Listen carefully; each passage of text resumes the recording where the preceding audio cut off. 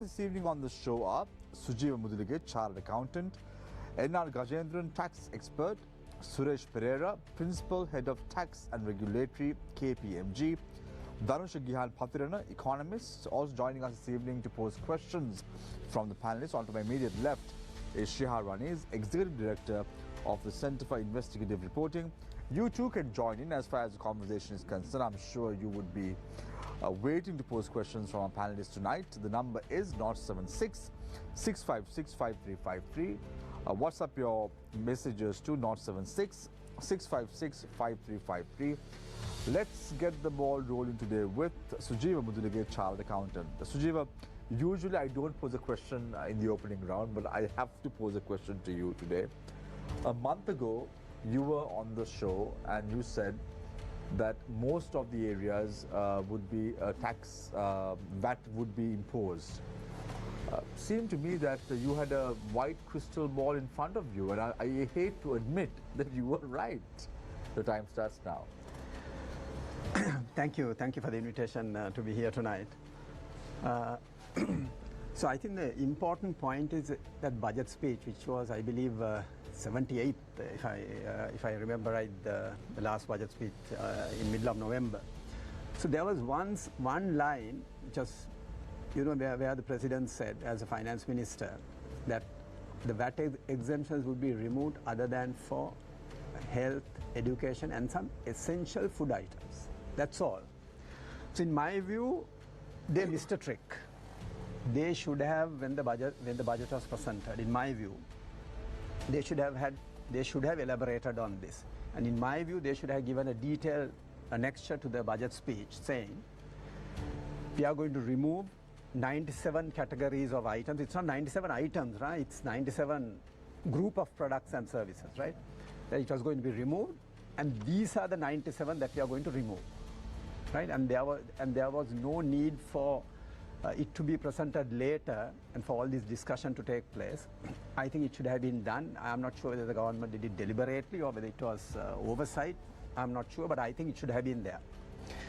So the second point is that the budget presented was to fall in line with the IMF requirements. So the extended fund facility had so many conditions laid down, and in my view, they did a pretty good job in order to meet most of those requirements.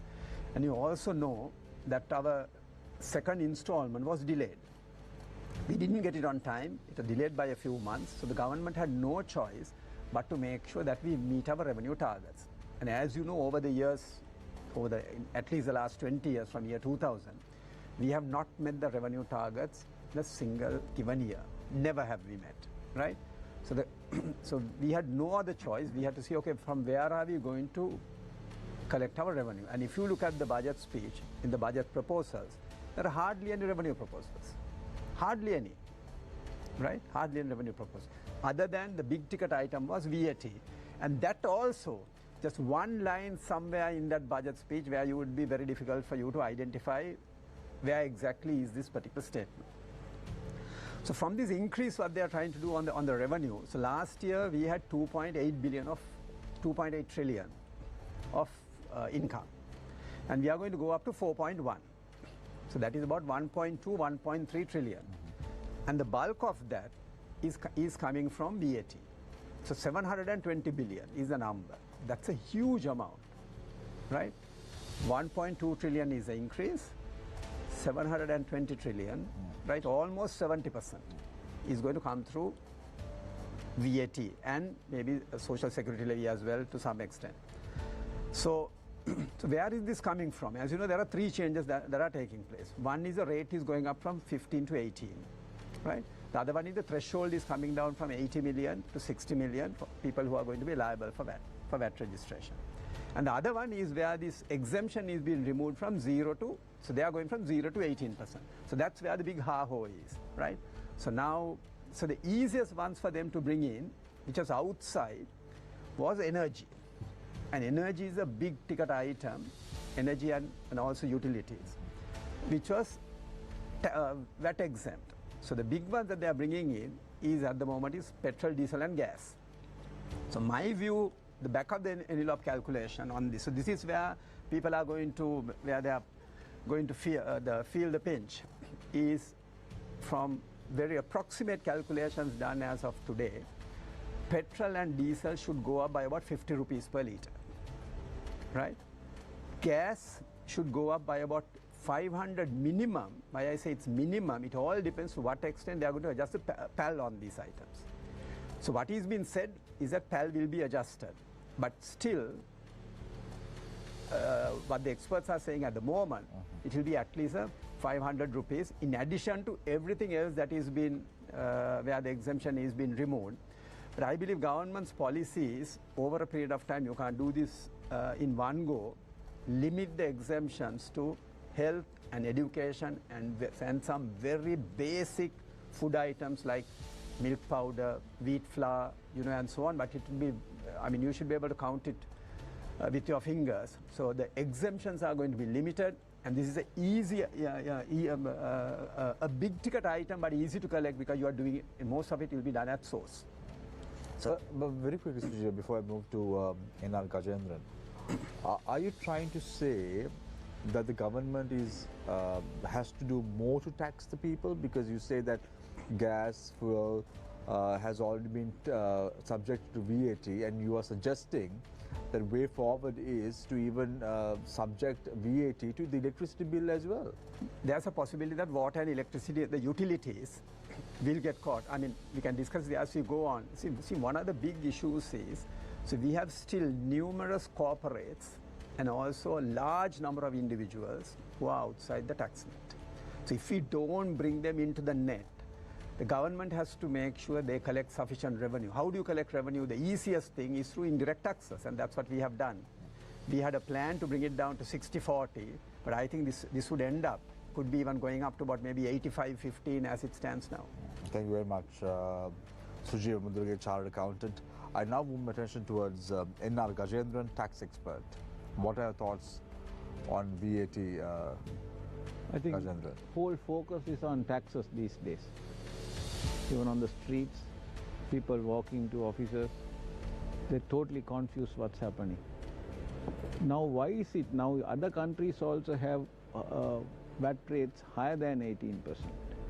There are countries having income tax rates higher than 36%. But that's not so much of an issue in those countries.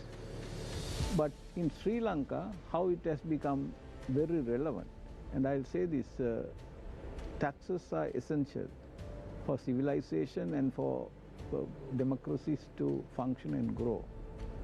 But when taxes are unbearable, it can destroy governments also. So that has happened in the past. Now, if you see, before COVID, if a person was not liable for income tax, if he had 100,000 rupees income, only consumption tax was 8% VAT. And because of the exemption on most of the things that is being taken out is absolutely essential items have been taken out, the effective rate of tax would have been about 4%, say. Say 96 rupees was there for as purchasing power. Now this, and say he was not liable for tax. Now it's 18% VAT. And you have 2.5% SSCA, so 20%. Cascading effect can go up to 21%, 22%. That's tax on tax. Say it is still a 20%, 20.5. So from the 100, when you buy, if you have 100, and say you are not liable for income tax, you reduce that 80, you have 20, you have 80 rupees. And the purchasing power, if you see, just even if you see the purchasing power, how it has depreciated. If you say earlier it was $180, now it's $360, $330. It's almost, it has gone up by 80-100%. So the person who was not paying tax before, if he has 80, no income tax, his real purchasing power is about 35-40 rupees, from 96 rupees. If you factor the tax in, a guy who was paying at the highest rate of tax, he would have paid 18% and 8%, 26%. And if you, at the lowest level, if you remove that, it comes to about 10 to 20,000 rupees purchasing power. So it is because the tax is coming at a point, one after the other, when you have lost the capacity to buy, capacity to consume. Not only basically the theories which have been told into our younger days, when you earn, you must invest, save, and you have balance, you spend. Now what you are earning is not enough for their spending even. Because I was at Dehetakandya in another project over the weekend. You know, I was speaking to some of them and asked, they said minimum, even in the area, family with 2 children, they need 50 to 60,000 rupees and they are not making the money. Then how are you meeting ends? The simple thing is, we elders, we have tried to eat only 2 meals a day.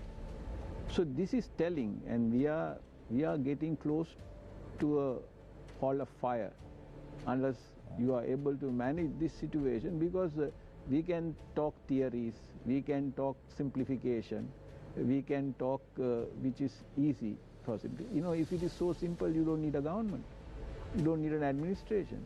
You have to have the competence, skills and knowledge to do the balancing act and to see that people get their share for them to enjoy a minimum quality of life which they are rightfully entitled to. We are in the 21st century.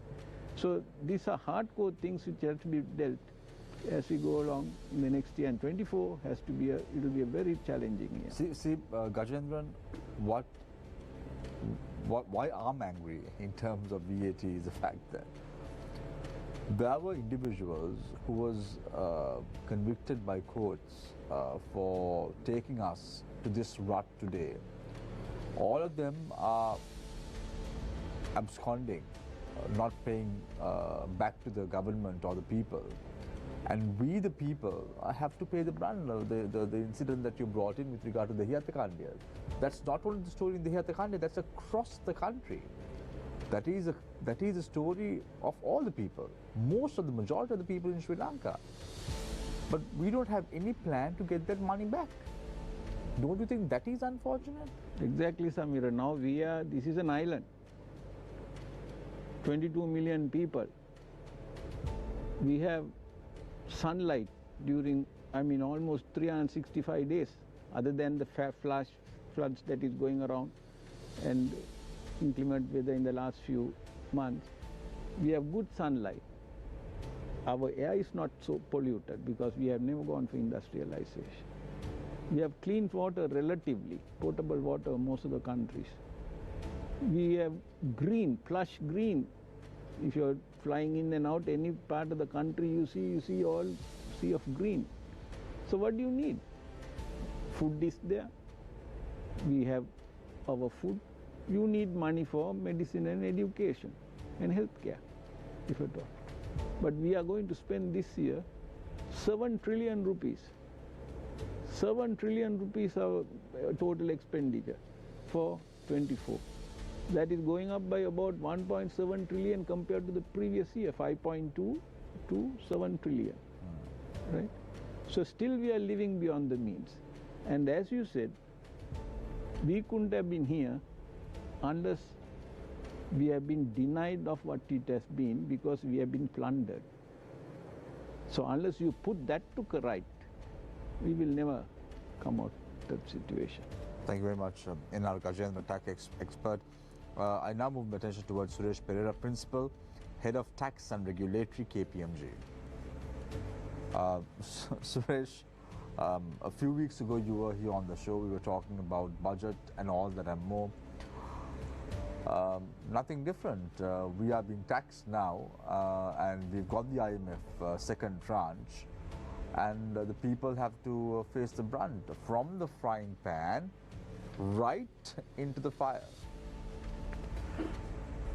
So right, basically in the budget there was nothing much about the taxes as we discussed last time, but at the same time I think Mr. Gajendran rightly pointed out or referred to this quote, taxation is a price which civilized communities pay for the opportunity of remaining civilized. So taxes, they also say that there are 2 types of people who complain about the taxes, men and women.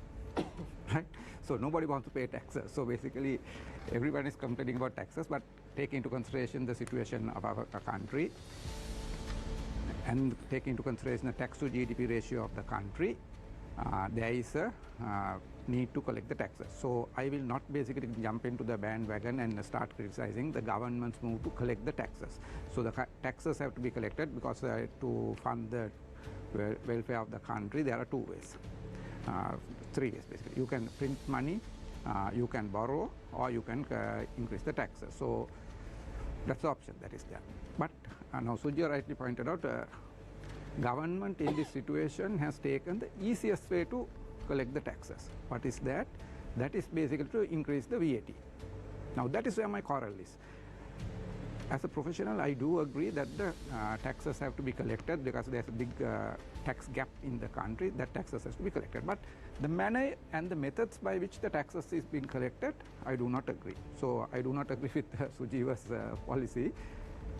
Use the easiest technique to collect the taxes, because when you use the easiest technique to collect the taxes, that is going to make a party suffer, nation suffer.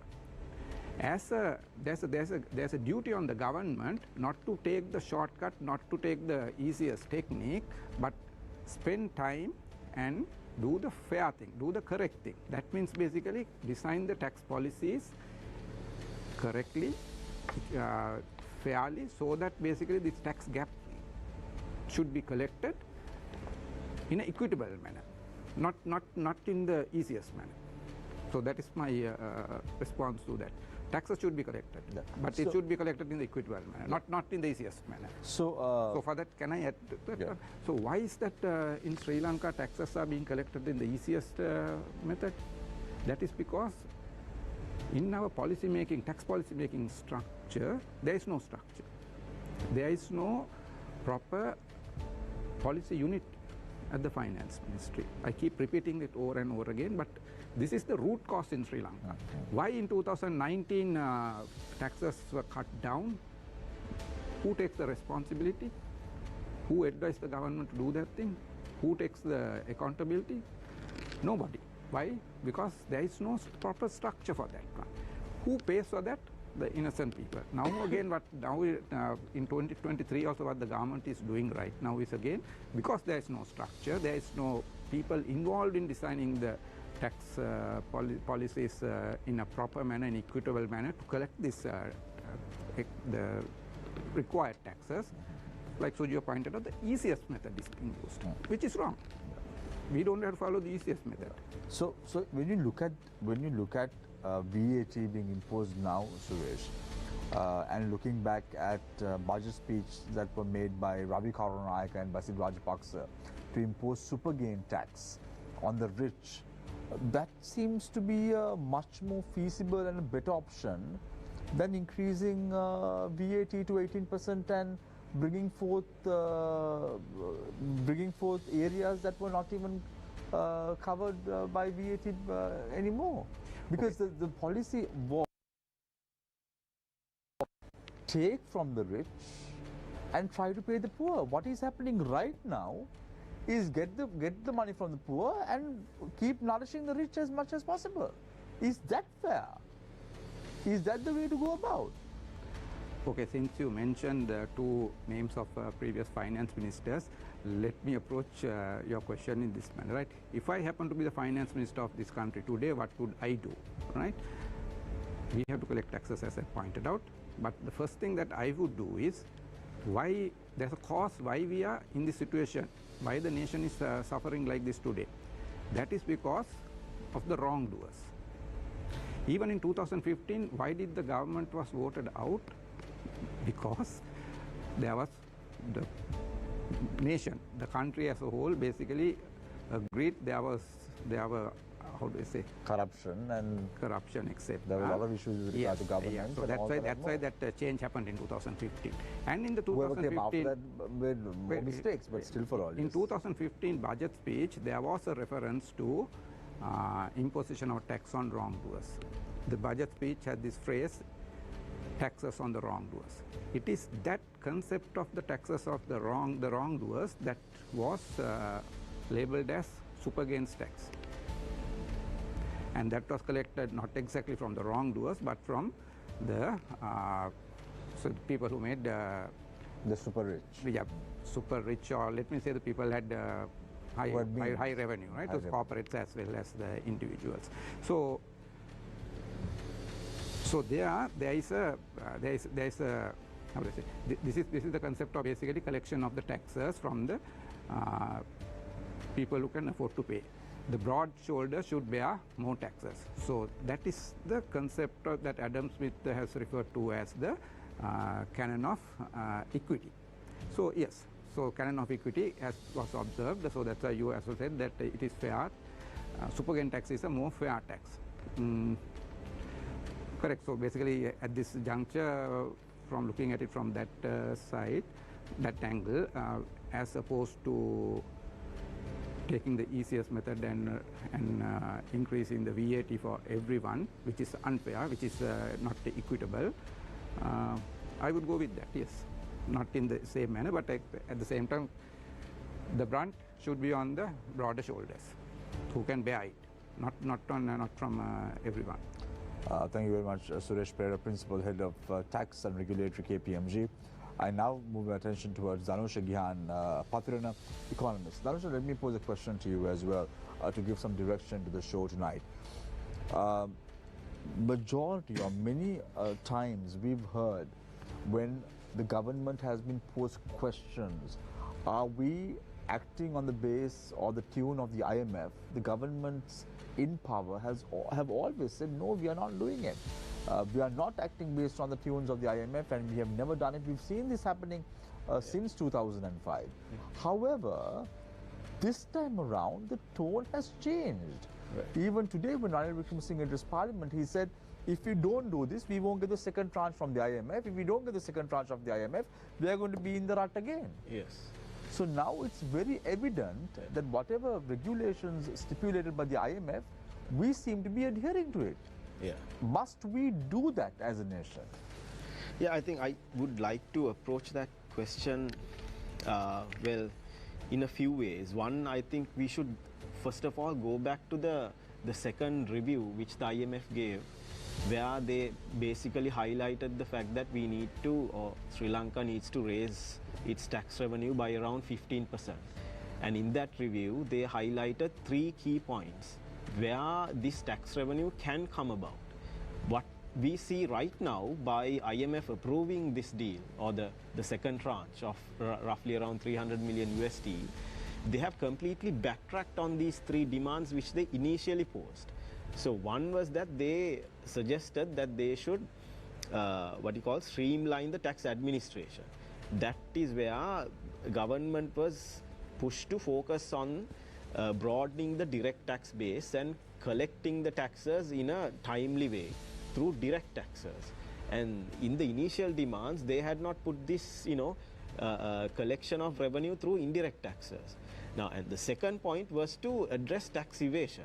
Now we know the inland revenue has reported roughly around 944 billion in taxes been evaded. Now there are legal cases going on, so it's, and then again around 200 billion of that is like directly collectible amount, which is not under any litigation or not under any dispute under legal cases. Roughly around 200 billion, I'm not sure, but somewhere close to that. So now, then they have also highlighted in their governance diagnostic that the legal framework or the legal structure in the country is completely inadequate to address this problem, because the amount of knowledge that the legal system itself is having about tax evasion and so on is deficient to address this problem. And secondly, the legal structure, the legal framework completely promotes this type of behavior. Because now what we were also discussing that earlier was that now this, if we take this VAT as an example, now we cannot evade this VAT. We go to the market, we have to pay that. You can't say, look, this is not the amount that I am supposed to pay, I would only like to pay this amount. You can't evade that amount. But when it comes to income taxes, the responsibility of giving an estimate of how, the amount of taxes that I as a person should pay is resting with me. So I am capable of giving an estimate, and once that estimate is produced to the Inland Revenue Department, what I do is later on I dispute my same estimate. I go to the Inland Revenue Department and say, look, this initial estimate was wrong, so I won't be able to pay that initial estimate. This is the amount that I should be paying. They put a lower amount, and then the dispute starts. Then they go to the courts, and the court case will drag on forever. And most of these cases, either they drop the cases in the revenue, and so ultimately that particular income source that should have been going into the government coffers are ultimately lost forever. So what is the consequence? Consequence is this. Now we say this roughly estimated 944, there is legal disputes and completely undisputed amount. Now when a government does not get its revenue in the form of taxes, the tax revenue which it should have been getting, there is a particular limit to its expenditure cuts, because they can't keep on slashing its estimated expenditure. What they do is they have to borrow. So when they are not getting the income source which they should have been getting, they will have to resort to increased internal or external borrowing. So this tax evasion is right at the center of this debt crisis which we are facing, because the numbers are also very huge. And we also, I think, have to take into account the present value of this evasion. The present value of this evasion should be much larger, because this, as far as I know, it's not obviously the Inland Revenue is only giving an estimate of the evaded taxes which they fail to pay. So we have to also take into account the present value of this. Say for instance, now the Inland Revenue recorded in 2014 sorry, this evaded amount to be around 240 billion roughly, in this range. So now that has accumulated up to 944 in the rest of the 9 years. So now that 244 that was just lying there 10 years ago, we can't say it's the same value. After 10 years, the value has actually increased. Apart from the taxes that have not been paid, that accumulated on top of it, the 10 years ago what that was evaded has again increased in value because of inflation and so on, and we know the time value of money. So all that should be taken into account when they're addressing this problem. So I think also the IMF had not earlier, we have repeatedly been saying these type of demands IMF had never made, because this is not the this is the 16th or the 17th time which the IMF 16th time the IMF come to a program with this country. So this is not the now did they just got to know that there is tax evasion after the 16th time to coming to Sri Lanka? So how did these demands, at least at the surface level, at the paper level, how did these demands make into the IMF's framework? Obviously, as we know, there was lots of tremendous amount of campaigning going on by the trade unions and the mass organizations, educating and making people aware about this problem of evasion. And if I move on to their third demand, the third was that getting rid of all these tax holidays which are being given onto especially the BOI firms, which in fact it's quite ironic that they're making that point, because they themselves in 1994 under the then Chandrika Bandaranaike administration, in the current account liberalization, it was under their program only this whole BOI was set up, and the tax the liberalization scheme was initiated. And now they are coming and saying, look, these holidays are not working. They haven't actually they have been actually contributing to the crisis that the country is facing. So now, now they have completely backtracked on these demands by approving the second tranche, and now have actually fallen back on the government's approach of increasing the VAT. So they are not disagreeing with that. They have, on the surface, they have just to show to the outside world that we are also progressive. They made those initial demands, and now they are completely praising the government. What happens? What happens, Dhanusha, if we didn't get the second tranche, the 337 million US dollars? No, so I think this whole problem is we can't just pin it down to getting the second tranche. This But entire, it seems like that. That's the problem. no, that's how this administration or the Ranil if you look at- Rajapaksa administration is creating that I'm not saying getting the at this point in time getting this tranche approved is completely not important. There is some significance in that within this context. If we are not considering all the alternatives that are on the table, if we are just relying on the IMF to navigate the course of our economy, and basically and we have to see what are these policies they are basically pushing down our throats. So the entire economy is directed towards repaying the debt, right? Slashing down public we can't say welfare spending. These are essential spending, which, because as UNDP itself is saying, over 56% of the population is suffering from multi-dimensional vulnerability, which is poverty basically, or half of the population. The World Bank is saying 25%. So now when you're trying to balance an economy, it does not just mean balancing the external sector. Right. So we have to address all the areas in the system. Right. I'll get back to We'll the next talk round. about it momentarily, Dhanusha, as we get along. Dhanush Gihan Patran, economist. Shehar, the ball is in your court. Sure. So let me ask first Gajendran. He talked about a family, right? A family which is suffering because of high taxes. So my question is how far people can bear this tax increase? How far? I mean, from this year, early this year, they have been paying tax, but there is a threshold level. What will be the threshold level?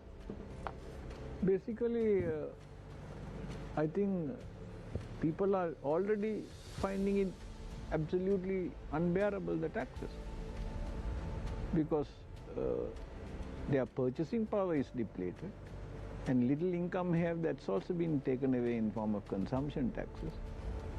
Naturally, it's beyond the point of imagination for them as what to do. Now they are skipping meals. And poverty levels have gone up to 7 odd million people. So that's what I said. We are reaching a ball of fire. I don't know when it can go out of control. I don't want that to happen, and that has to be managed now. At the moment, 1 year ago, we had all power cuts, 12 hours power cuts, queues for 4 or 5 days. People died. Now that's behind us. But going forward, next year is so much important. And the most important thing that people they're apprehensive or even angry is it is the people from whatever the cross-section of the people only have been told to tighten the belts. But people, if you look at, they come and say now, wherever people, if you look at the people who are the policymakers, the legislators, I don't think they're affected by this at all. The way they behave in parliament, atrocious behavior, right? Does it reflect a country in going towards abject poverty for majority of the people? Does it show a country that it is under we have debt crisis, we have defaulted? So there is two different. So the point is, the leaders can't say do what I say, don't do what I do. You have to lead by example. If that happens, there's an inclusive element coming in. Yes, these people are also. You see, it may look petty.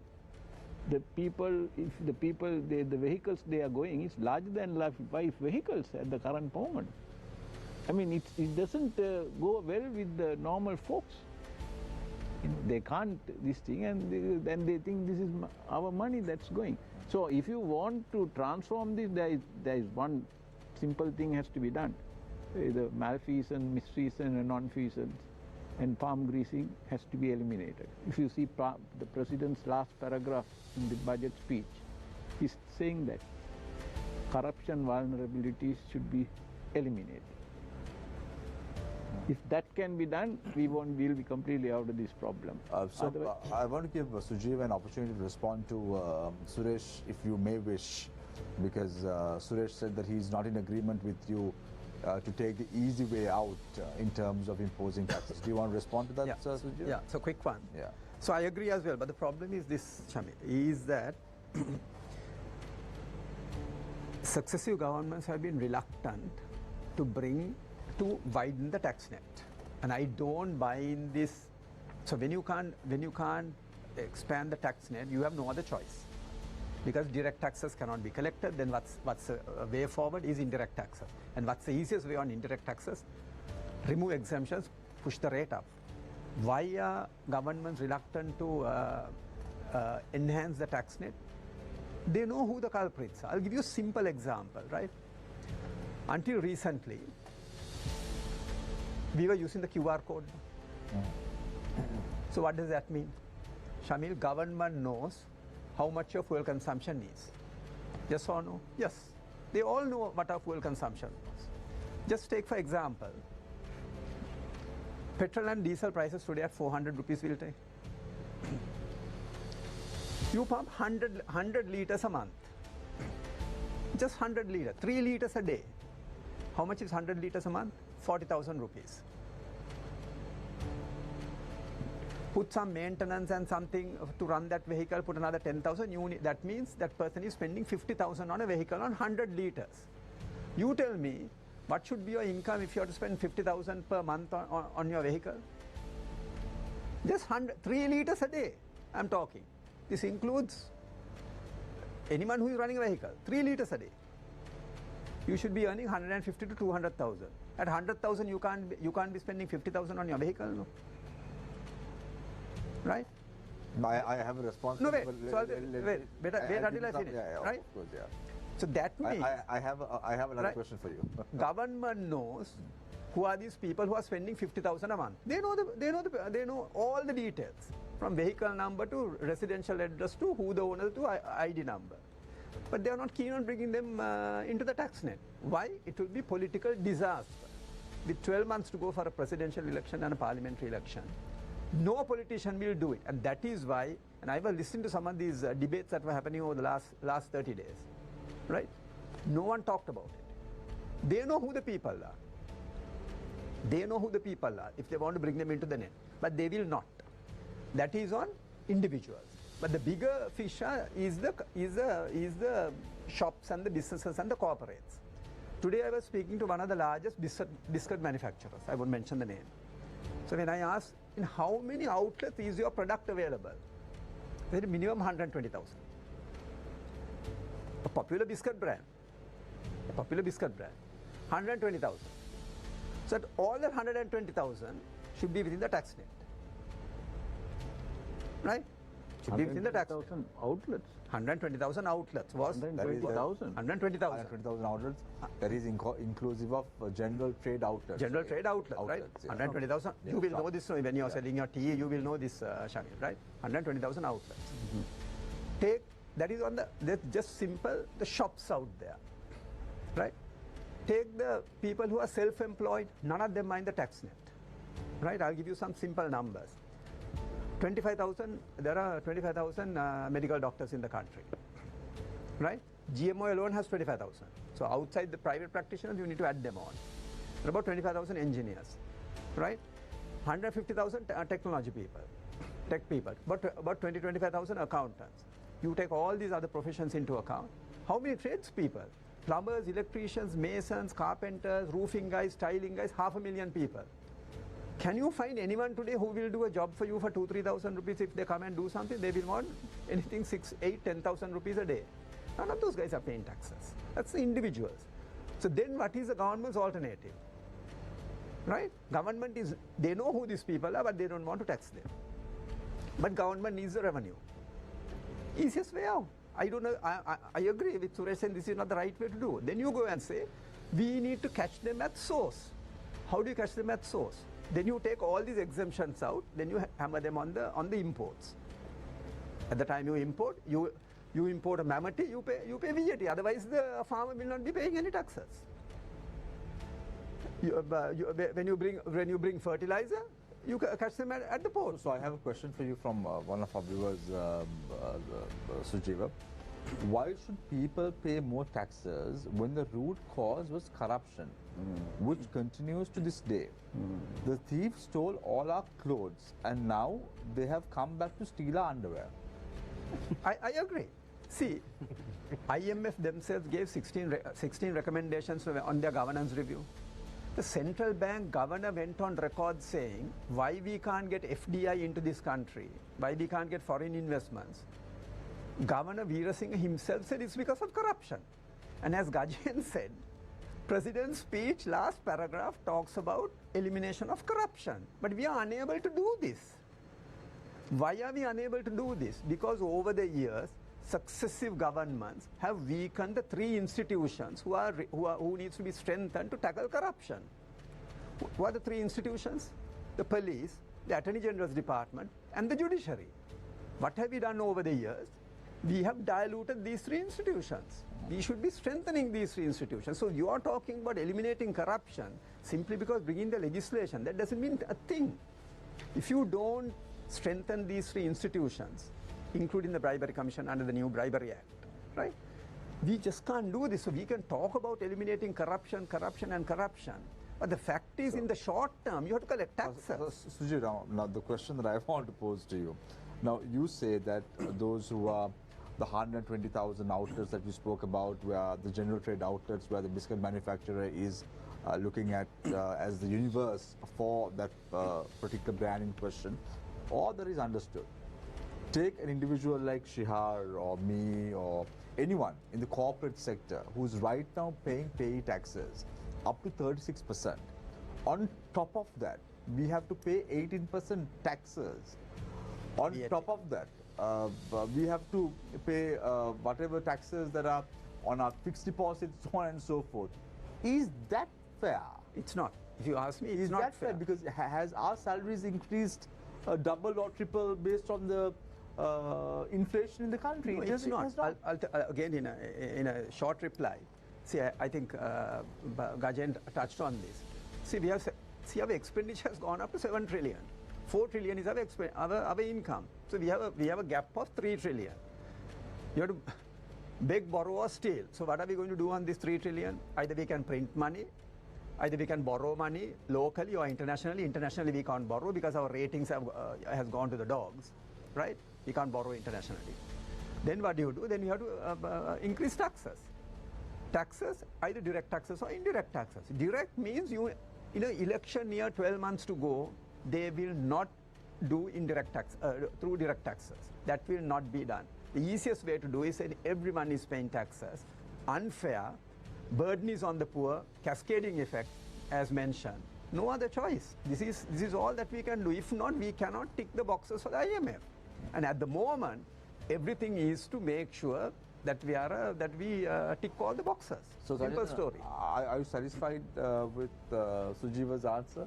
Tick all the boxes, and that's exactly what the government is doing.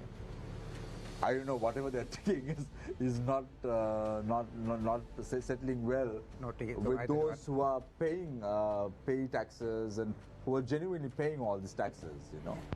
So there is a section of the community who do that as well. Yes, so I think the bottom line what Sujiva is saying is basically the way to collect the taxes is take into consideration all the circumstances. The easiest way to do is to basically increase the VAT, collect the taxes, fill the tax gap by using indirect taxes, which is not fair. Even before COVID, even before the 2019, also our tax system has always been inequitable, 80-20 scenario.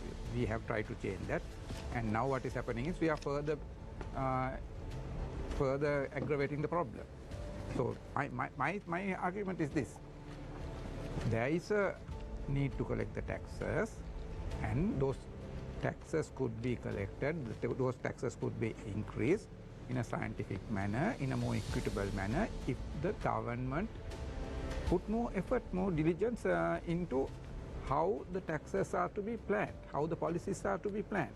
For that, proper structure should be there. How are the tax policies being formulated in Sri Lanka today? It's due to the lobby groups.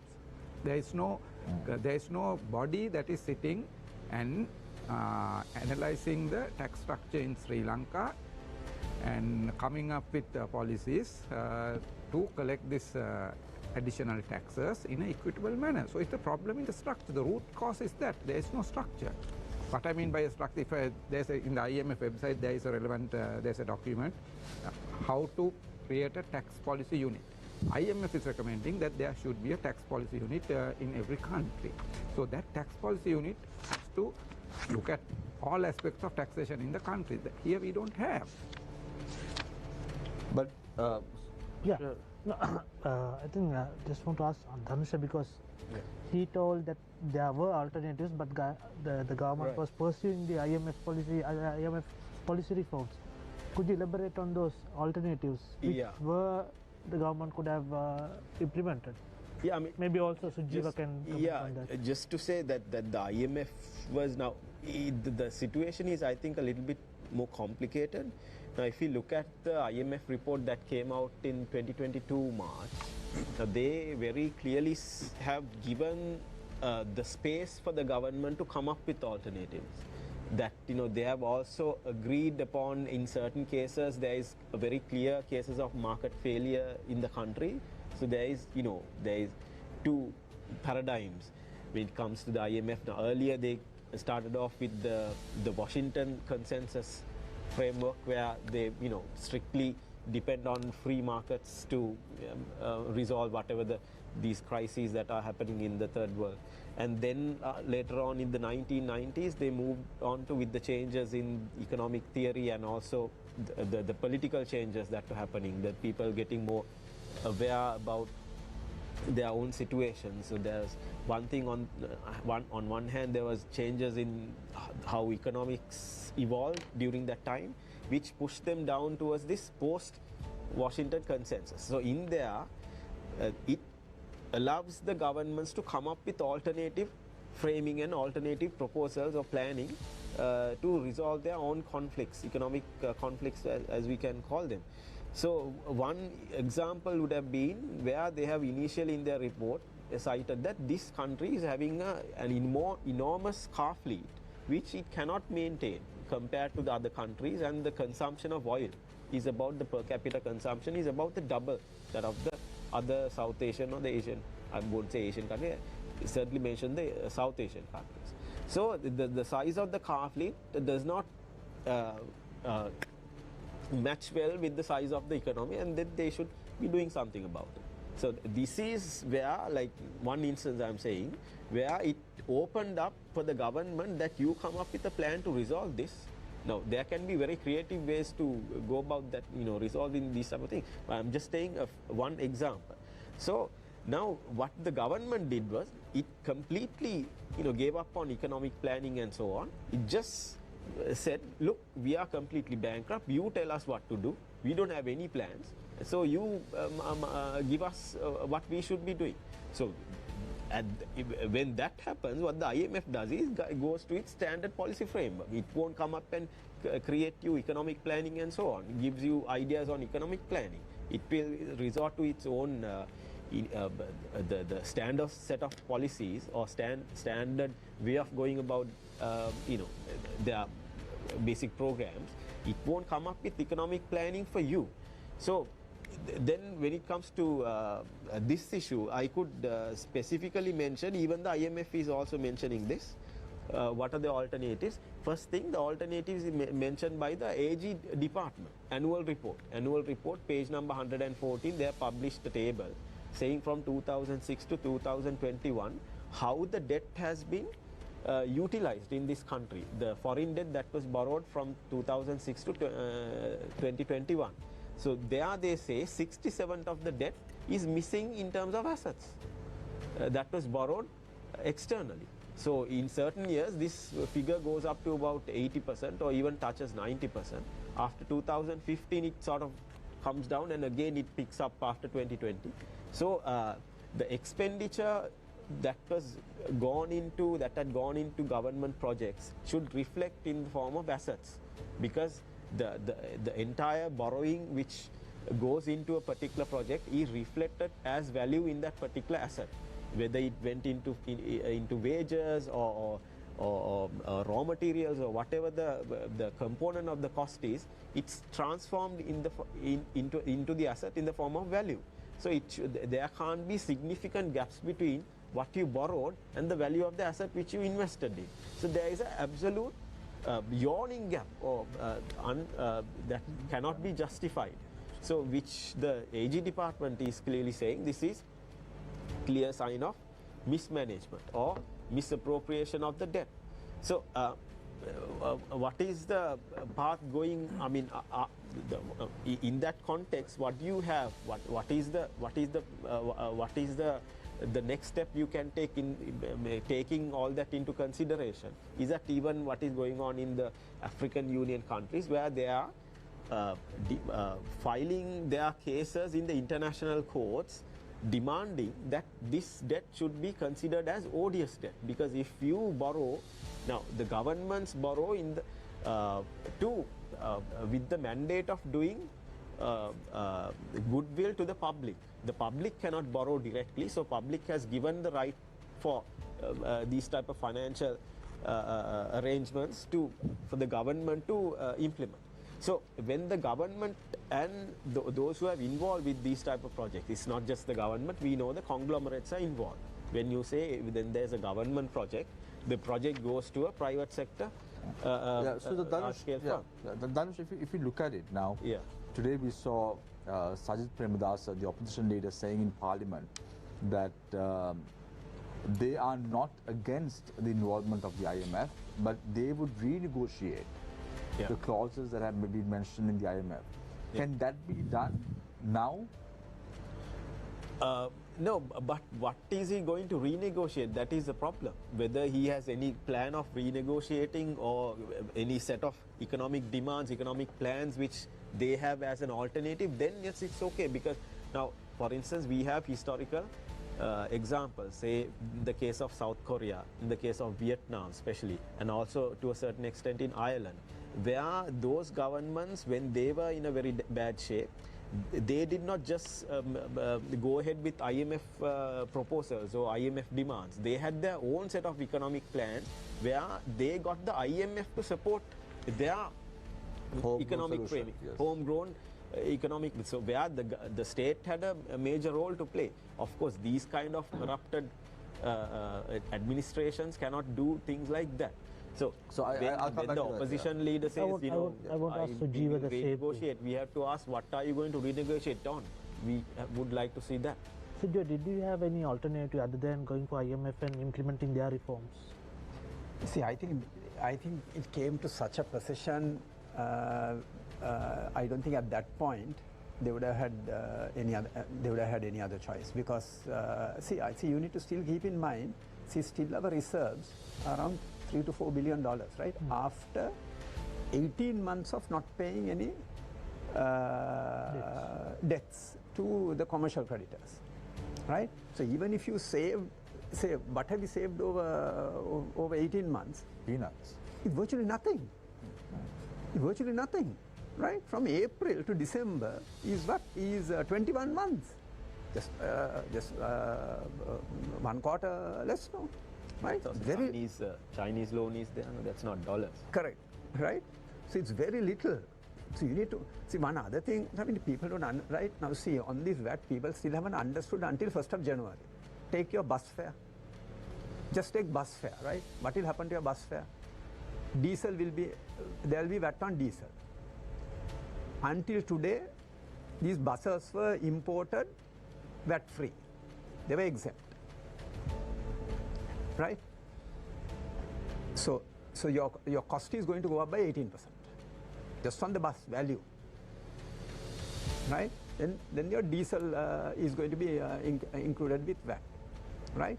Then any other things that any other inputs that could go in. See, all this is going to come in. So people still haven't realized what is going to hit them on 1st of January. Right? So whether it's, say, even pharmaceutical products, when you go to the pharmacy, there will be an increase, right? Your books are VAT'able now. What comes in. Ultimately, the people have to pay. So that's the issue. So still people are just talking because they haven't really understood. You have to go and see what's the price I have to pay for that, for those goods or services. So that's where the issue is. So there's insufficient. I'm glad that you all are having discussions like this, but there's insufficient discussion until such time comes 1st January. Then all these things will go up in price. So, Gajendran, a question for you. Why is austerity only on the people? Not a single ministry budget has been reduced. Instead, the recent budget has increased spending. Why can't ministry budgets be reduced? Very good question. People don't deal on this. No, we were talking of ticking the boxes. No. Have you ticked all the boxes? And the boxes you have ticked, are you going to achieve your objectives? See, our revenue was last year, 23, was originally projected at 3.6 trillion, refixed it at 3.4. We are going to end up at 2.8, they say. Now, there is nothing more to tax, no. Everything is taxed. It has hit the maximum. I don't know what that, other than your corporate super gains taxes are to be imposed or anything like that.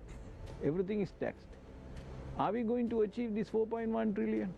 Just see whether we are going to achieve. All focus is on tax. No, you must catch evasion. You are doing it now. No. Are you going to achieve 700 billion rupees on VAT? Incremental tax for next year. Only on VAT, 720 billion. If you monetize that amount to the base, it's 4 trillion rupees if it is additional 18% is coming. There is two components of the 720 coming. Major component will be on the exempts, which are 0, now coming to 18%. These are all essential items. And threshold also coming from 80 million to 60 million. 60 billion. The essential items are coming. Then the other one is the rate increase. So the base that is going to get exposed to VAT, additional VAT, is going to be about anything, not minimum is 4, it's about 6, 8, 10 trillion rupees. Our economy is 31 trillion. So with all this, will we achieve this 4.1 trillion? Going down the line, they will fix the target, and year coming. Last time we started with 3.6, you see the 23 budget 3.6 trillion, then they refix it at 3.4, now 2.8.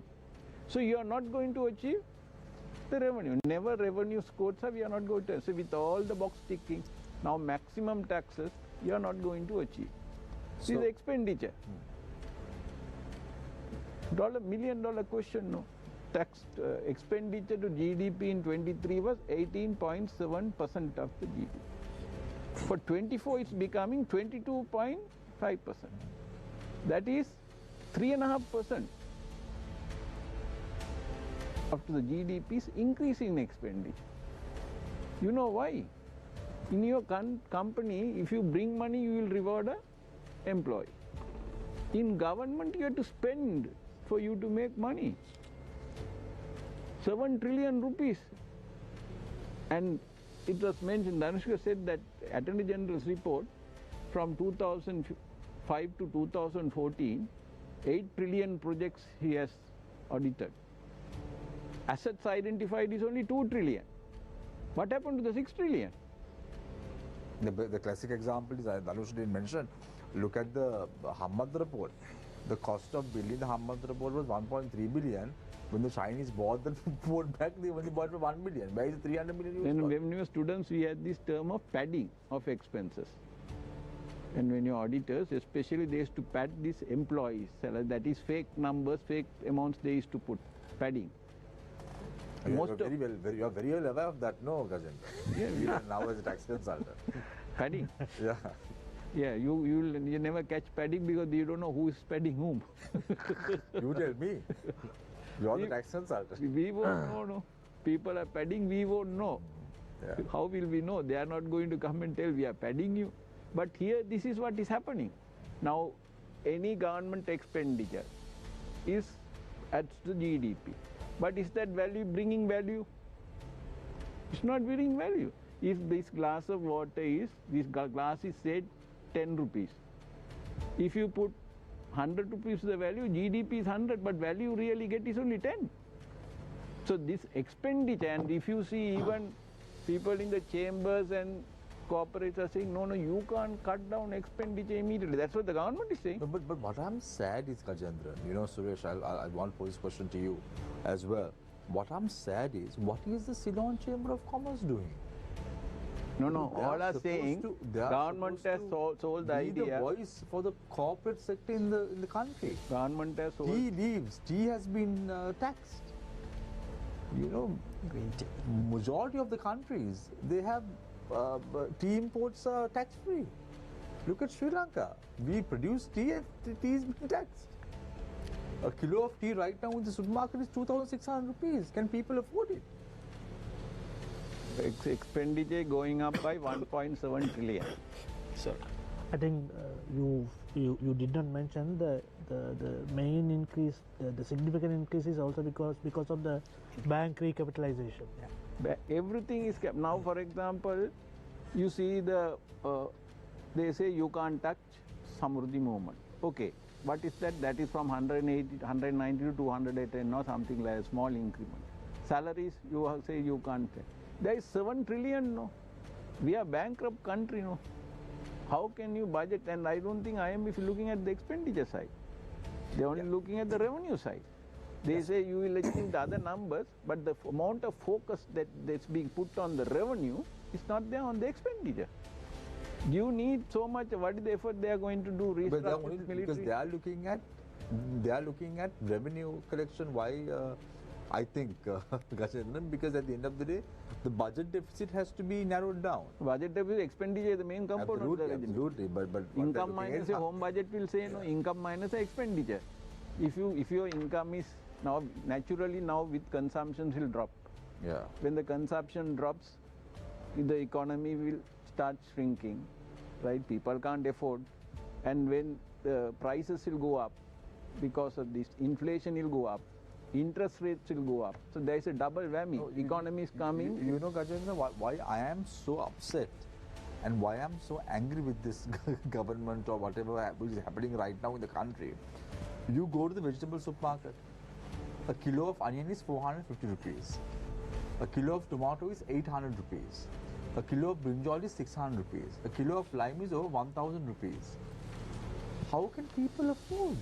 I'll give you an answer on that, right? People, see how people don't realize that you pay that for inefficient and unproductive some other manufacturing and growing what we do here, that we pay a huge price. You brought a good one. Why is big onions at 400 rupees? 2 weeks ago it was at 200 rupees. Today is 400, right? You can import it at 200, right? I saw another one. This ulundu flour, which is required, the Jaffna farmers were saying, or the Jaffna people were saying, today it's 1,200 rupees in Sri Lanka. Right? You can import from India for 200 rupees. And the smuggling, by the way. Right? 200 rupees you can import, we pay 1,200. So that is what you pay to keep some of these farmers and unproductive and inefficient industries going. I'll give you another example. That's a tax that you pay. The basic black rubber slipper, I won't mention the brand, 800 rupees today. Basic, these are not beach wear or anything, just the basic black color rubber slipper. You go to Singapore into a $1 shop, you can buy for $1, 200 rupees. To keep the local companies going, you're paying 600 rupees of virtually a tax. I noticed that. I'm telling you that in even Malaysia. No, look at what's happening on the egg industry. 60 rupees egg. You can import for 30 rupees. To keep the farmers going, you are paying. So that is one of the biggest issues we have. We don't tell our farmers or industrialists, this is the indirect subsidy that we are giving to keep you alive. I gave you just But Samira, they are also not making money. Right? Yeah, that's a different story. They are also not But making we are money. all paying, in addition to the VAT and in addition to your 36% personal tax what you're paying a huge price to keep some of these inefficient and unproductive But industries that I going. don't agree. One No, of the Samir. largest egg distributors in Sri Lanka, the son got married recently, came in a helicopter. Absolutely, right? Yeah. I also know where it was held. But the issue is this, you go and tell the farmer, see the problem is the government is poor at communicating. You must tell the farmer, we are buying paddy from you at 100 rupees a kilo, right? What would happen? But we are not telling him, we are giving you free land. You are not paying a rent. We are giving you free irrigation and water. We are giving you subsidized fertilizer. We are giving you free technical services from the Agrarian Services Department. We have employed tens of thousands of development officers. None of that is costed. It's coming free to the farmer. And still the farmer is saying, I can't be selling at 100 rupees paddy. And you are paying 250 to 300 rupees when you buy. You can bring it at 150 rupees a kilo of rice. Just imagine, that is all that is built into your expenditure to keep some of these. The rubber slippers is the best example. So these It's the best agricultural example. products. Yeah. And we are The not problem, what is the communicating root it. cause We of are the not problem? communicating. I mean, you have to tell the farmer, you have to tell all of us who are here, when you go to the OPD and get free medicine, it has cost you 500, but you don't have to pay for it. You have to get an SMS onto your phone and saying, you came to the clinic today, it cost you 500. Your child is studying in year 2, it is costing you, it's costing us 2,000 rupees per student, and for the year we are spending you 24,000.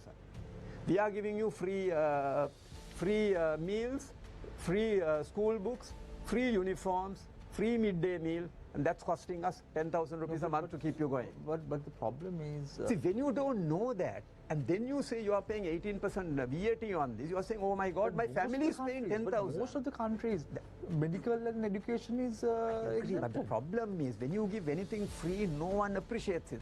No, even we don't appreciate it. This has to be told. It's not that we are going to charge them, but a person who is receiving free services needs to be told. We are giving you free education. Your child is in year 3. That's the cost for a student in year 3. We know, they have calculated now for how much it costs for a medical degree. Some veterinarian degree costs some 8 million or something to come through. Some of the other degrees are 2 million and 3 million. Now, we need to, it's not to give a physical, we need to tell them, we are giving you this to you free. For that we need taxes, and taxes have to be collected, and we all have to pay taxes. So Gajendran, an interesting question from one of our viewers about the new VAT list. What's the deal with prawns? I buy prawns from the Palyogoda market. How is that man going to ask me to pay VAT? No. So it's basically for a person to charge VAT. Sorry for yours. Can I take it? No, you can take it. Yeah. Yes. So for a person to charge You're VAT, calling me Gajendra. That's okay. Gajendran, I am just, to be very honest, I am just angry. I am angry on behalf That will not for the solve sake any for the problem. people. No, for the sake of the people, because even we at Face the Nation, we bring these issues up to the public's limelight, because someone has to discuss it at the end of the day. Someone has to discuss it. If we don't do that, people will be oblivious to what's happening in the country. Yeah, Suresh. yeah, sorry. So the question is basically, how can a prawn seller in the market charge VAT? Charge VAT. So the first principle is basically, for a person to charge VAT, the person should be registered for VAT. In order to register for VAT, right now the threshold is 80 million a year. So if this prawn seller is not making 80 million for a year, then he is not going. He's Now he 60 won't- million. Going down to 60 million, there has to be another amendment coming for that. If you are not reached the threshold, then basically you will not be registered for VAT. And my belief is basically that kind of prawn sellers will not be having that kind of revenue. I don't know the circumstances. So if that is the case, there is no case of basically that person charging VAT. If the person has reached the threshold, then the person has to register, get the VAT registration number, and start issuing VAT invoices to the purchasers. So this kind of a scenario, I don't think that second scenario. Gajen, sorry, Suresh. Suresh, now what about now you have presidents, sons, ministers having these big houses. Are they being taxed? Now, there's a question from one of our viewers. I'll just read it to you very quickly. Ask if ministers will ever get taxed. Now, look at the... Quick interruption, half a minute. Today, Peter Brewer's press conference clearly said property tax in 2025 is going to be a game changer. I'll just leave it at that because you asked about ministers' sons' houses. I'm sure Suresh can answer that. 600 million, 300 million. Now the Indian Revenue Department don't go and ask them, how did you source the funds? From where did you get the money? Yes, so now that's a question that I can't answer. Basically, it's a question. It's an administration issue. It's an unanswered question. Now, if you see Samira, in 1990s, 89-90, tax to GDP was 22%, 23%. Tax to GDP at that time. Now we came down to 7. 23, we were hoping to collect 11%, but it'll end up at 9%. Now 24, we are saying we'll go to 13%, we might not go to 13%. So there is this 10% gap. You bring all these evaders in, 10% gap, that is our GDP is 31.5 trillion, 10% is 3.5 trillion. 50% of that is 1.5 trillion. If you get 1.5 trillion additional revenue, we are out of the woods now. Leave aside the expenditure. Expenditure, then they'll spend more and there will be another deficit. That's a different thing. So 1.5 trillion is there. Why is that? Where is that money? You think by bringing the teachers, bringing these little informal people, bringing the doctors, whoever it is, how much can you collect 1.5 trillion, 2 trillion from them? No. That is the money where you are saying farmers are struggling. They are poor. Storage and distribution an issue. Costs are high. Costs are high, and that is not their fault. So what's the solution for that? Solution is simple. That money is with someone. That 10% of the GDP is with someone. That is for your intelligence to check where is this. This is the simple, long and short, is plundered money. So if you are not going to fix that plundering, you will never come out of this wood. So basically you are coming back again to the corruption. One issue, if this country wants to come out of the problem, nothing else. All these policies can be any policy. If you don't give effect to that last paragraph of the President's statement, avoid, we have to eliminate governance inadequacies, we have to eliminate corruption vulnerability. You will never solve any problem. Now, Sri Lankan Parliament, Gajendran, interesting. Namal Rajapaksa does not attend the Parliament sitting when the VAT was taken up. But his father, Mahinda Rajapaksa, who was convicted on that case, votes in favor of the bill. He was found guilty, not convicted. Found guilty, yeah, but no one has not favor for the bill. Yeah, he votes in favor of the bill. Because they want to be in power. If they defeat the budget, the parliament dissolves. You mean to say these people want to dissolve the parliament? No. But Sujiva, what is the way forward? You know, we're talking about all these issues, all these problems. Now, Suresh was saying this is not the way that we should tax, but you seem to be a little bit in favor of this taxation policy. But what is the way forward? Where are we going to see some light end of this dark tunnel? Because right now the people are suffering, and we've not even started paying this. This is just December. We're talking about the VAT implementation coming into effect from the 1st of January. Not there yet. There is more to come. Why are you going in search of answers, Samir? I given you the answer. Which is?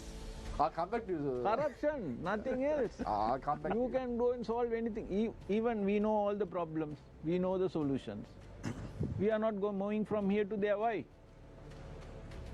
Why? Self-enhancing, self-seeking situation. You will never go. If you know this is the right decision to make, you won't make the decision. Why? Simple. So unless you deal with that in big way, we will not come out of this, because this will go into a cycle. We will borrow, then again we will go into another problem. Otherwise, if we are seeing our debts are going up, no, debts are spiraling.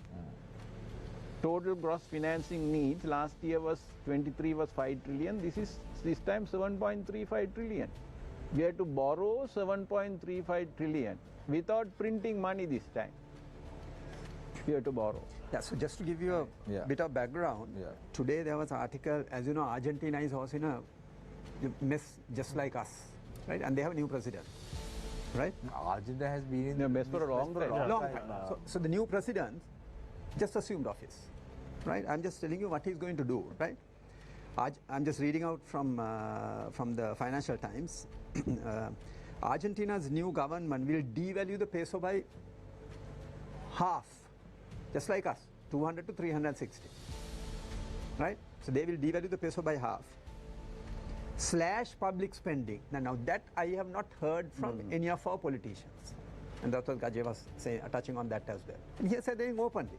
They're going to slash public spending. What does that mean? You have to cut our expenditure. Where is our five biggest items? First one is with public administration. That's where all the provincial councils, all the white elephants are. Number one. Number two is finance ministry. Number three is defense. Number four is health. Number five is education. Health and education, we can't touch. We need to spend more, right? We need a healthy and a educated nation to get out of this run, right? For the first time ever, you must give credit to Pramita Bandara Tennako. When the defense ministry allocation was taken up during the said for the first time we are going to resize our military forces. First time ever, no one has said this, right? And he has said by 2030 it will be brought down to 100,000, right? Fantastic, right? But we need to see commitments. Okay, tell us a number. What would be 24? What would be your 25 number? What's your 26? Otherwise it won't happen. It's good to talk. Right? It's good to talk, right? It's good to talk. We've right? always heard that over and over again from government ministers, you know. Absolutely. And then what else is he saying, right? So what is Argentina doing? Devalue the peso by 50%, slash public spending, reduce energy subsidies. We have done that, right? Our electricity bill has gone up 4 times now, right? If you had a 10,000 bill, you are on 40,000 home electricity bill, right? And transport subsidies. So that means train and bus fare subsidies have to be taken. And that's what Argentina is doing. We have failed 16 times at the IMF, and they have been a miserable failure just like us, right? But these tough decisions have to be done, right? I mean, where we are right now, that's where, President, you have to give credit to President on one thing, Shamil. He has been continuously saying, we are a bankrupt nation. We are a bankrupt nation. You don't want him to be saying that to us, no? No, but that has to be reminded, because otherwise people will not realize, how do we get out of this? How do you get out of this? One is, right, we have to tackle corruption. And to tackle corruption, I said you have to strengthen the 3 institutions. Number one, right? And then bring in the legislation and get it done. By just catching the school principal who is going to admit a child and putting him for 20 years behind bars is not going to solve this problem. Right? You have to catch the big fish. Number one. Number two. But do you think, Sujeeva, they have the will to do it? The will is the issue. Now let's take a look at the cricket matter. Yeah. The minister, let's forget about Roshan Singh, whether he's good or bad, or whether he's a clean fellow. That's a different story altogether. But at least he was voicing his concerns, opinions about corruption in cricket. Yeah, so that's why I said the will, it comes with these 3 institutions. The president removes him and appoints another minister. Yeah, so that's why you cannot tackle corruption, this and the bribery commission and the new act. So the president always talks. Now, Gajendran said, even during his statement to Parliament, The last line was about tackling corruption. No, but where is the will? no. But you need to also say, right? I mean, in the recent past, there have been some historic judgments that have come out, no? Right? So one was on this where they held the Secretary of the Treasury also responsible. So you need to know, as a Secretary of a ministry or as a Chairman of a corporation, you just cannot do anything and everything, but your minister wants you to do, because you will be held accountable. Right? You know what happened on the Easter Sunday attacks. They held the Defense Secretary and the IGP responsible. So you cannot just do what your political masters want you to do. So that is one side of it. It's corruption. I agree with Gajen, right? Number one. Number two is expenditure. There's too much emphasis on revenue. It's revenue and revenue. We are not looking at where can we cut expenditure. We must be bold enough to say, right, the 15 years after the conflict, we need to review our forces. Do we need 25,000 or 30,000 civil defense forces? Those were Grama Rakshaka Niladhari. That is because we had border village. There are no border villagers now. So then we need to reskill these staff. We need to look at and say, what is the number that we require, right? We have 90,000 in the police. Virtually half of them doing sort of looking after VIPs. No, but Sujiva, again, boils down to my question, does the government have the will now? Let's say President Ranil Wickremesinghe says we are a bankrupt nation. Agreed, understood, we get it. We know that we are a bankrupt nation. But what does he do in the budget? Increase the salaries of the state employees by 10,000 rupees. Who's paying who? So I'll give you another example. I was watching your news today. Today near the Parliament Junction there was a protest. Professionals. You look at who those professionals were. They were all people who got duty-free car permits. The recipients of duty-free car permits were all protesting at the Parliament Junction 3, 4, 5 years ago. You and I have not got duty-free car permits. All those people who are protesting today, watch your news clip again. All of them got duty-free car permits. They didn't say anything at that time. Today they are coming and saying we can't pay our taxes. They've all got Mercedes and BMWs for them to use. No more duty-free car permits, and they won't protest all. Good option. But I mean, that is what. So you need to know. I mean, what are you asking for? Right? You have benefited from this system, and today you can't come back and say, you know, I'm unable to. But I get what you're saying, Sujiva. But you and I, why are we facing the brunt? Absolutely spot on. If you Why? ask, yeah, absolutely spot on. Did you get a duty-free car permit? No, I didn't. Duty-free car permit? No. But I have to shoulder and keep my shoulders to the wheel, unfortunately. And I don't deserve it. So that is because one is corruption. See, the second one, last year, right, the CEB loss was 650 billion. Today it was said in Parliament. 650 billion. What happened? Where is that loss parked? That loss is parked with Bank of Ceylon and People's Bank. That's also partly corruption. Right? That is partly corruption. Now what are we doing? Through the budget allocation, we are giving 450 billion recapitalization of the banks. That's only 25%. Right? As recapitalization, we are giving 450 billion. How much is health and education getting? 500 billion. Both put together. 500 billion. You're putting 450 billion because these two state banks, we have weakened the two state banks by giving loans to these SOEs which are making losses, right? And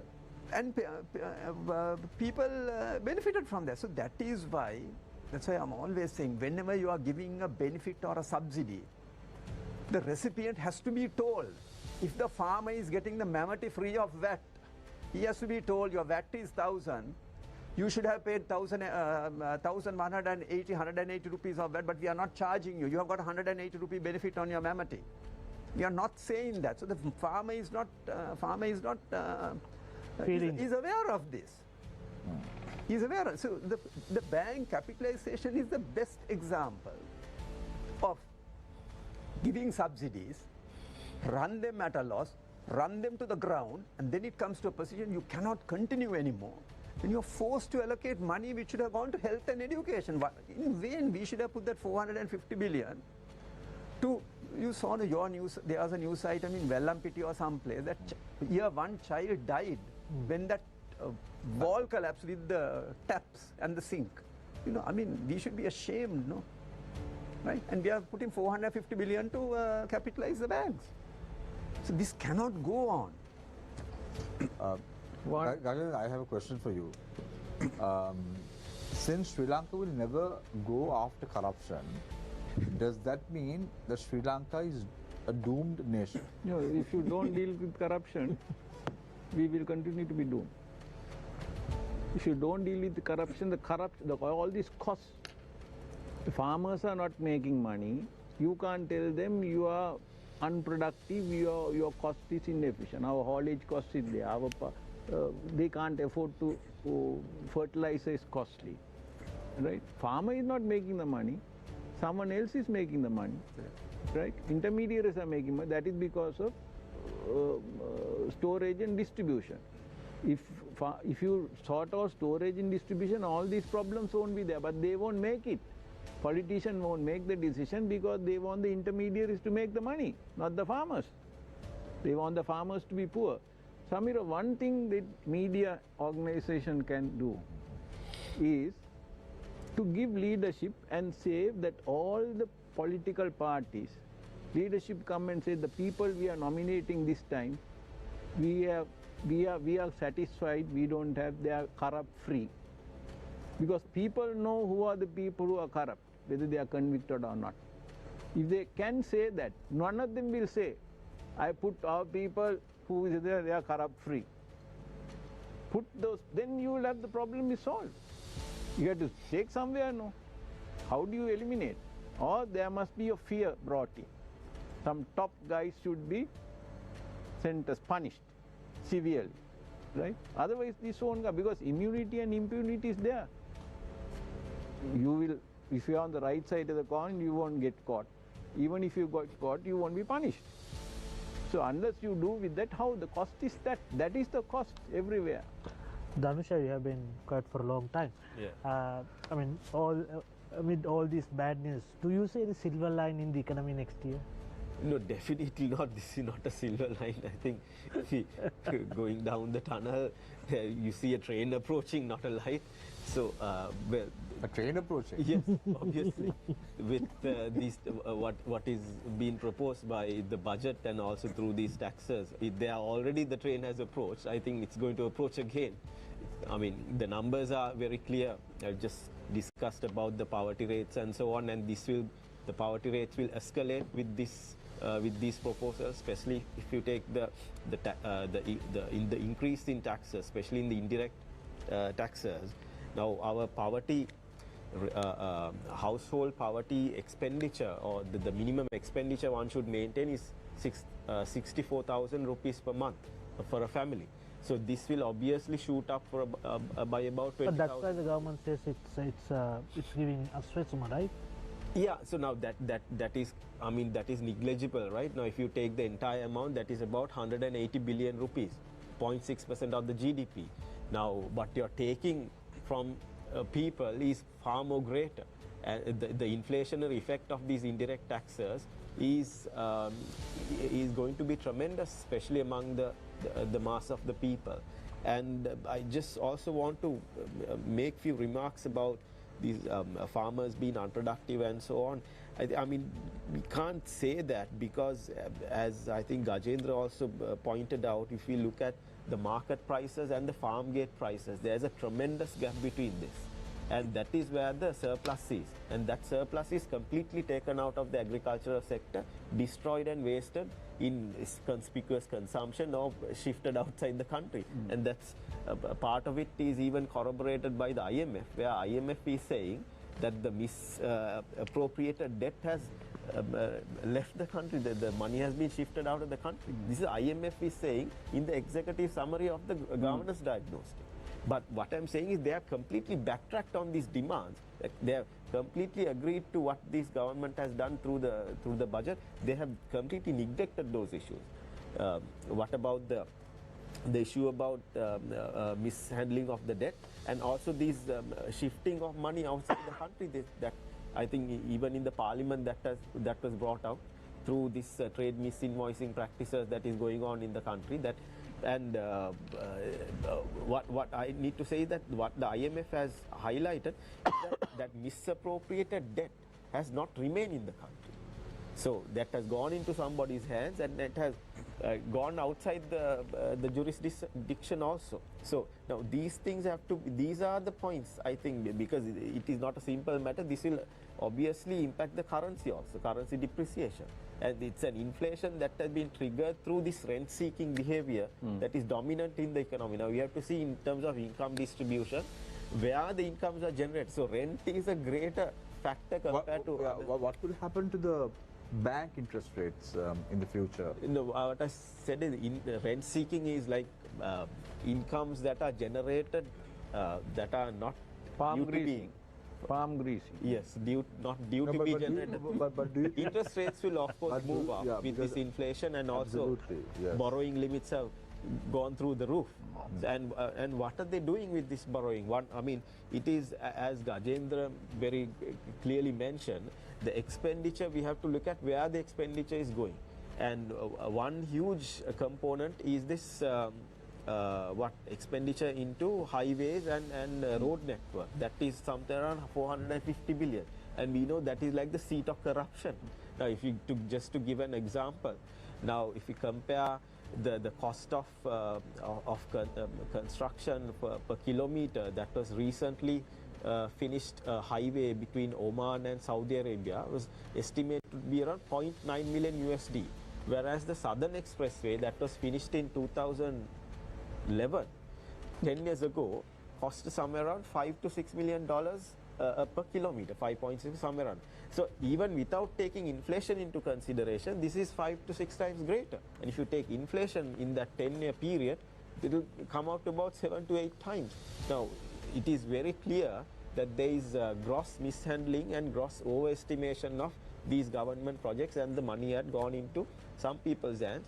And as these institutions have pointed out, some of the institutions have pointed out, through these practices in trade, in our foreign trade, it enables, that's like, it's a mechanism. I'm not saying that's the reason, that's a mechanism they use. Therefore, even the ADB is saying trade misinvoicing is the main mechanism that is used to transfer money out of these third world countries. 86% of the money flows out, I mean the money that is illicitly flown out, 86% of that flows out in this method. This is the ADB saying. So, I mean, they have to carry out investing. Now, even I looked into these cross-referencing numbers where you can actually do that, because trade is recorded in both countries, and if there's a discrepancy between these values, and there is a clear discrepancy, if the discrepancy is far, I mean, really great, then it is a clear sign of capital being shifted across boundaries through the trade account, because the capital account is closed. So this is the mechanism they use to evade that capital controls. So, now, I'll give you one example. Now, in 2021, if you look at, you yourself can look into this data. Sri Lanka has recorded that we have imported somewhere around $1.2 billion worth of oil from, if I'm not mistaken, Emirates or some Middle Eastern. I'm sorry about them. I forget the country, exact country. And they have recorded on their side, they have only exported 700 million worth of oil into Sri Lanka. So there's a 500 million gap. So we have billed it at $1.2 billion, where they have put the actual value as 700 million. So what is that gap? You know, that's the padding. Gajendra, I must admit, This is money going out of the country into foreign exchange. you've shifted gears. Padding, I'm saying. No. You're not getting my point. So just a quick correction on what I said on the agriculture. See, my point, I mean, is 8% of the GDP comes from 30%, 28 to 30% of the people employed. So that's where, I mean, it has so many issues. So that's where we have a huge issue on agriculture, not just on paddy cultivation, but agriculture per se. Smaller plot sizes, old technology, you know, machinery and all that. But that's the issue. 8% of the GDP with 30% of 30% of the population involved in it. I'll just leave it at that. So, Suresh, a quick question for you, and then you can wrap up as well. What is the issue relating to software industry and the VAT implications, and what are the consequences to the IT sector and adoption? Yeah, so I think this is with regard to the locally made software. So there was a VAT exemption for locally made software. Now with this elimination of the exemption, so that exemption has also gone out. So because of that, as a consequence, locally made software will be liable for VAT. But when it comes to software that is exported, there's an exemption that has been, or there's a zero rating that is there with regard to a generic zero rating, that is where a person providing a service to a person outside Sri Lanka and receiving money in foreign currency, there's exemption. So that exemption, there's a zero rating, and zero rating will be there for software that is exported. But locally made software will be liable for VAT. So that's the consequence. So no, I think there's one other thing that you need to say, is that the computers will be liable for VAT now. Correct. So there is. Okay, I think what Suji was trying to say is before 1st of January, buy your computer now. Laptops now. And if you're going to Singapore, Dubai or something, bring your computer and come, because your computer will be 18% more expensive from 1st of January.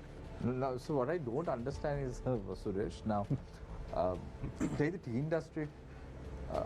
Don't you have to support the export sector of the country?